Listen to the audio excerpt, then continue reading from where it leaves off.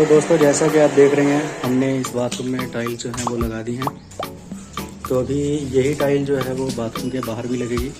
तो इसकी चाल जो है हमने उसी जॉइंट से उठाकर जो है वो परली तरफ लेके गए हैं, ताकि दूसरा बाथरूम जो है उसका लेवल भी इसी प्रकार जाए और फ्रंट का एरिया जो है, जो कि ये बाहर वाली टाइल्स लगेगी, इसके जॉइंट जो हैं वो टाइल्स के बराबर रहें। तो अभी आप जैसा कि देख सकते हैं, ये जॉइंट से ही इसका जॉइंट मिलाया है,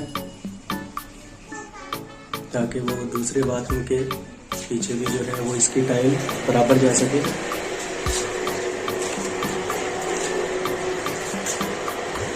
तो मैंने ये टाइल्स इसलिए पहले एक लाइन लगाई है, क्योंकि अभी मुझे बाहर वाला तो नहीं लगाना, लेकिन ये जो अंदर बाथरूम है इसके अंदर मुझे टाइल लगानी है।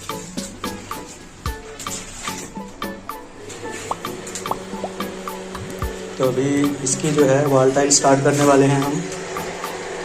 तो इसका लेवल हमने उस टाइल के बराबर लेना है, तो इसी वजह से जो है बाहर से इसका लेवल लेके आए हैं। और इसका जो है मेज़रमेंट हमने पूरा पहले से ही निकाल लिया है वॉल टाइल का।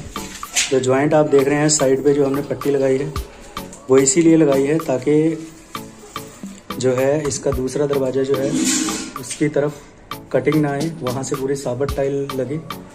जो आप ये वाला किनारा देख रहे हैं, क्योंकि इस साइड भी इसकी टाइल लगनी है।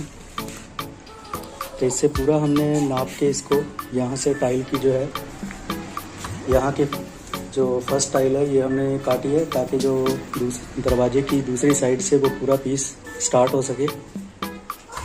और ये जो लास्ट पे जा रहा है जॉइंट, लास्ट में जो है इसीलिए हमने कटिंग दी है, ताकि ये जो साथ में जो पॉइंट आ रहा है, जो आप देख पा रहे होंगे दरवाजे के, तो यहाँ पे भी जो है वो कटिंग ना आए।